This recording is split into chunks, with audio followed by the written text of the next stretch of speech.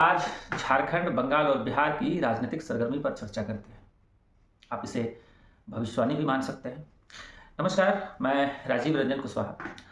SIR तो समझते ही होंगे, स्पेशल इंटेंसिव रिवीजन, जो बिहार में होना था, हो चुका है। यह एक प्रयोग था और प्रयोग सफल रहा। भाजपा सरकार बना चुकी है सहयोगियों के साथ, जदयू के साथ। अब भाजपा की पैनी निगाह जो है झारखंड, बिहार और बंगाल के बॉर्डर पर है।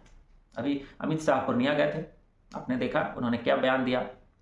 झारखंड में नगर निकाय चुनाव में कांग्रेस, राजद और झारखंड मुक्ति मोर्चा ने अलग अलग चुनाव लड़ा। किसी भी पार्टी ने किसी भी उम्मीदवार को दूसरे दल के लोगों को समर्थन नहीं किया, अलायंस का भाव था।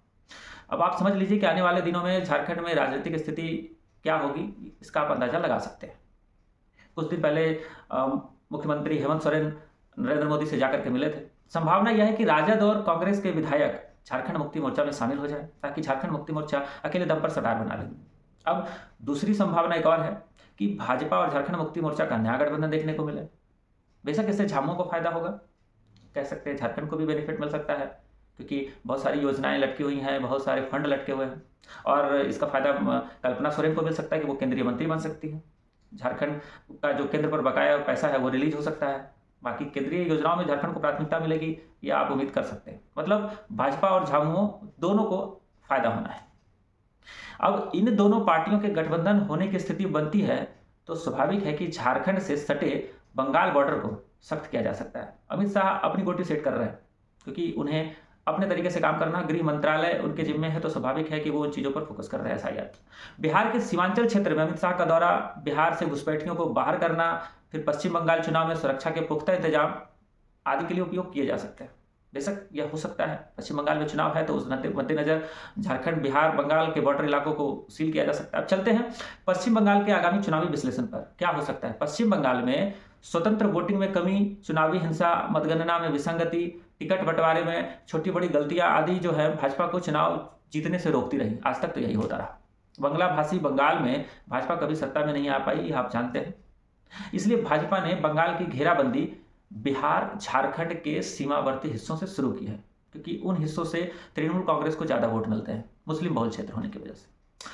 अंतिम 2-3 सालों में जिस तरह केंद्रीय एजेंसी ने पश्चिम बंगाल में कोल घोटाला, शिक्षक नियुक्ति घोटाला, जमीन घोटाला आदि पर सबूत जुटाए, वह इस चुनाव में साइलेंट वोटर्स की तादाद को बढ़ाने का कार्य करेगी। बेशक इससे नुकसान तृणमूल कांग्रेस को होना है और भाजपा को फायदा होना है। भाजपा दूर की राजनीति कर रही है। एसआईआर ने पश्चिम बंगाल के, आपको जानकर आश्चर्य होगा कि एसआईआर की वजह से पश्चिम बंगाल में 54 लाख अवैध घुसपैठियों को पहले ही चरण में वोटिंग लिस्ट से बाहर कर दिया गया है। अब आप इस बात को महसूस करके देखिए कि 54 लाख वोटर्स अगर पश्चिम बंगाल के वोटर लिस्ट से निकल जाते हैं तो बंगाल की स्थिति क्या बदलेगी और बंगाल की राजनीतिक स्थिति में कितना बड़ा परिवर्तन हो सकता है। मैं इसके ऊपर और भी डिटेल्स आपको देता हूँ। यदि पिछले विधानसभा चुनाव 2021 की बात करें तो टीएमसी को 2,89,68,281 यानी कि 48.02% मत प्राप्त हुए थे, जबकि भाजपा को 2,29,05,474 वोट यानी कि 38.15% वोट मिले थे। टीएमसी को 277 सीट और बीजेपी को 77 सीटों पर विजय मिली थी। अब आप समझिएगा इन चीज़ों से कि अगर 54 लाख उसमें से निकल गए तो क्या होगा। बस मैं बता रहा हूँ डिटेल्स। पश्चिम बंगाल के पिछले विधानसभा चुनाव में टीएमसी और बीजेपी के वोट का जो अंतर था वो 60,62,807 का था। जैसे कि एसआईआर ने 54 लाख फर्जी वोटरों को बाहर का रास्ता दिखा दिया है, ऐसे में यह अंतर 60 लाख से घटकर 6 लाख, 60 लाख में अगर 54 लाख फर्जी वोटरों की संख्या घटा दी जाए तो 6 लाख बचते हैं, 6 लाख हो जाता है। अब समझिएगा कि पश्चिम बंगाल के अब्बास सिद्दीकी उर्फ भाईजान, जानते होंगे आप, पश्चिम बंगाल में अब्बास सिद्दीकी उर्फ भाईजान जो है वो इंडियन सेकुलर फ्रंट के इकलौते विधायक हैं और उसके केंद्रीय अध्यक्ष भी हैं, जो कि मुस्लिम समाज के युवाओं के यूथ आइकन की तरह है। वो 6 लाख वोट अगर आराम से काट लेते हैं तो नतीजा यह निकलता है कि भाजपा बंगाल में तृणमूल कांग्रेस को पटखनी दे सकती है। और आंकड़ों की बाजीगरी में भाजपा तो उस्ताद है, और भाजपा के उस्ताद जो रणनीतिकार हैं वो इन चीज़ों में लगे हुए हैं। समझ लीजिएगा कि आरएसएस से लेकर केंद्रीय जांच एजेंसियां तक पिछले 3 सालों से खूंटा गाड़ करके बंगाल में बैठी हुई है, ये आपको पता है। और लास्ट अंतिम के सालों में उपजे एंटी इनकम्बेंसी फैक्टर, जान रहे हैं कि ममता बनर्जी कितने सालों से है, तो एंटी इनकम्बेंसी फैक्टर भी टीएमसी और ममता बनर्जी के लिए फायदेमंद नहीं कहा जा सकता। ऊपर से जांच एजेंसियां जांच एजेंसियों के आरोप और टीएमसी समर्थकों द्वारा जो निरंतर हमले की कोशिश हुई है भाजपा जांच एजेंसियों पर, उससे भी भाजपा को एक चुनावी कवच मिलता है। अब आप जानते हैं कि बंगाल में निष्पक्ष और स्वतंत्र वोटिंग तो कभी होती नहीं है, हमेशा कुछ ना कुछ हिंसा, जैसे बिहार में जंगल राज के दौर में हुआ करता था, चुनावी हिंसा होती थी, उसी तरीके से बंगाल में आज भी ये सब कुछ चलता है। कितने लोगों का मर्डर हो जाता है, बम फूटते हैं, गोलियां चलती है, ना जाने और क्या क्या होता है। अब आश्चर्यजनक तौर पर इसे समझें कि बंगाल में ओबीसी, एससी, एसटी वोटर अधिक जनसंख्या में होने के बावजूद सिर्फ वोटर भर हैं। समझ सकते हैं आप? मतलब मुख्यमंत्री की रेस में ओबीसी, एससी, एसटी समाज के कभी हैं ही नहीं और आज 40 साल की पॉलिटिक्स में कभी दिखे भी नहीं। भाजपा ने अगर यही फॉर्मूला पेश किया तो इसका भी लाभ भाजपा को मिल सकता है।